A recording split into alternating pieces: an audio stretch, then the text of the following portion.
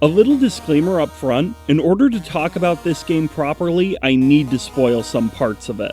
If you'd like to play eversion knowing as little as possible, you should go to the links below before watching any more of the video. One of the ways you can play it is completely free too, so you don't have anything to lose. Still here? Alright then.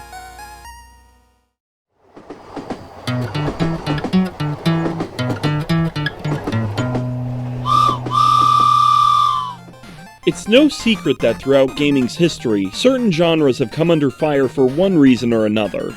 From the simultaneous success and loathing of huge first-person shooters in the 2000s, to the advent of the pejoratively named walking simulator in the 2010s, there always seems to be a reason floating around as to why you should dislike a certain type of game. Right now the punching bag of choice is mascot horror, which despite being birthed by Five Nights at Freddy's nearly a decade ago in 2014, is still going strong today. But Five Nights was far from the first game, which hid a sinister underside beneath friendly-looking characters. Just see today's title for proof of that. Developed by Zaratustra Productions, eversion, yes, the game's title is spelled with a lowercase e, is a puzzle platformer released in 2008 which has had a generous heaping of eldritch horror sprinkled onto it. What at first appears to be your standard happy-go-lucky platformer slowly reveals that all is not right in the colorful world the game takes place in. And the way you discover this is directly linked to the mechanic the game is named after. By standing at certain spots in each level, you can avert to a different layer of the world to get past obstacles. In the higher layers of eversion, bushes can block off certain areas you're trying to reach, so you can avert down until they will and then walk right through them. Clouds start off intangible, but go down one layer from the top and they become a new set of platforms you can use. Along with these changes to the level layout, each layer you reach comes with a new music track, set of graphics, and enemy behaviors to discover. All of these elements get progressively darker and more nightmare fuel-inducing the further down the layers you go. And speaking of graphics, the gameplay you've been seeing so far has come from the original freeware release of the game, made for the Tigsource Commonplace book competition. It's not the only version of eversion that exists though. Let's switch over to the updated Steam release of the game right now. As you can see, the graphics are considerably more detailed here, and this port of the game can actually run in full screen. Even if it doesn't record in full screen. I'll still stick to showing footage from this release for the most part. So yeah, this game's been around for a long time. Long enough that I can remember wrestling with the slightly odd hit detection on these blocks back when I was a kid. That was in the freeware version though. What's been changed in this paid one? Well, not much.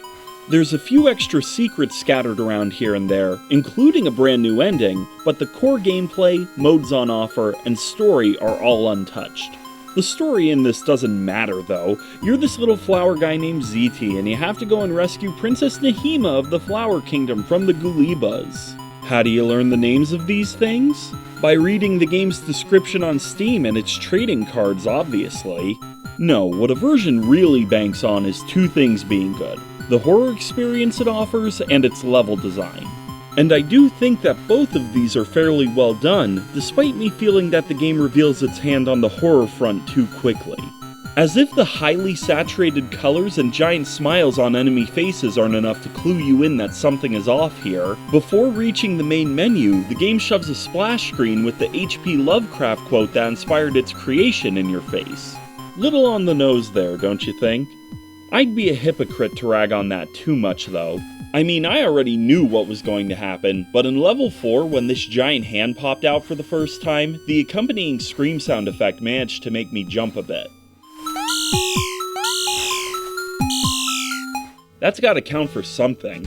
What truly makes eversion worth playing though, is the intricate design of these levels. They start out straightforward, designed mostly with the intent of teaching the player the mechanics of the game, but as soon as level 3, the puzzles and basic act of moving through the level both ramp up in difficulty exponentially. These are well-made puzzles too. All of them leave you with that classic aha feeling when you solve them. And if you really get stuck on one, or just don't feel like running back through the same area for the 12th time in a row, you can skip every puzzle in game and still beat it, which is pretty cool. Just know that you won't get my favorite ending if you do this. Now some of you might be wondering how long this game is, since every level I've mentioned so far has been in the single digits. Well, at its longest, eversion clocks in at a mere 8 levels in length. And if you fail to collect all 240 of the gems, that total goes down to 7. To put this into perspective, if you run through these levels avoiding everything, you can easily complete the whole game in less than 10 minutes. Maybe 5 if you don't die at all. Now, I'm not one of those people who feel that games need to offer a certain amount of playtime per dollar to justify their price tag, but there is no getting around the fact that this is an extremely short title. If you do decide to buy this, just know that you're signing up for a very lean experience. To be fair though, if you try and collect all of the gems on level 7, I can guarantee that you will get stumped there for a while. The last thing I want to touch on is the music. I like most of it.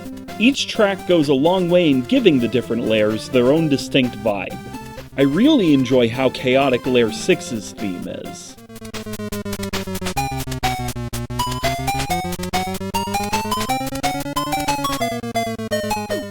And Layer 1 would be great as an actual overworld theme for a non-haunted platformer.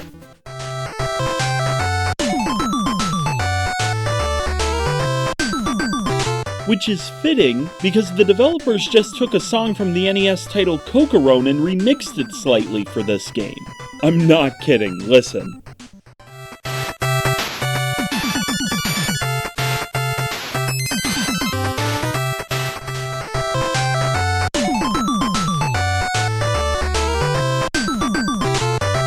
That's pretty cheeky. But then there's Layer 4's theme. I don't have any hard proof for this, but Layer 4 has the theme that I think you end up listening to the most, probably because it sits right at the middle of the layers. And if I'm wrong on that, that's because it sounds...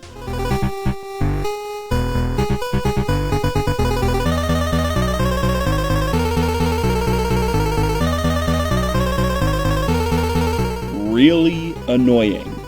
To bring up the NES again, it sounds like one of those songs that appeared in every horrible license game on the system.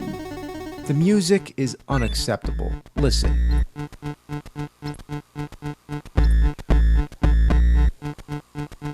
What do you call that? It's just a 5-second loop that repeats forever. And of course, this is the track that you have to listen to the most. Ugh. I'll be honest and say that this video was mostly made to satisfy my curiosity about what the high-definition version of this game I played as a kid was like. Ultimately, it turned out to be the same game with some added bells and whistles and slightly more detailed graphics. While that was disappointing to discover, making this video helped me see that honestly, eversion was ahead of its time. If this game had come out only a few years later, I'm almost certain it would still be talked about fairly regularly today. For how simple an experience it is, it still works quite well as a subversive horror platformer. And the fact that it predates the whole cute characters that are actually evil rush which FNAF kicked off by so many years is impressive. This game may not ever be remembered alongside any of the great horror or platforming games out there, but it certainly has its own unique place in gaming history. This is a title I'll always remember for how different it was back when I first tried the freeware version, even if I tend to wish there was more to it now. Out of 10, I give eversion a 7. If you like what you've seen in this video, you can find the links to eversion in the description. Otherwise, thanks for watching, and may your power-ups be plentiful.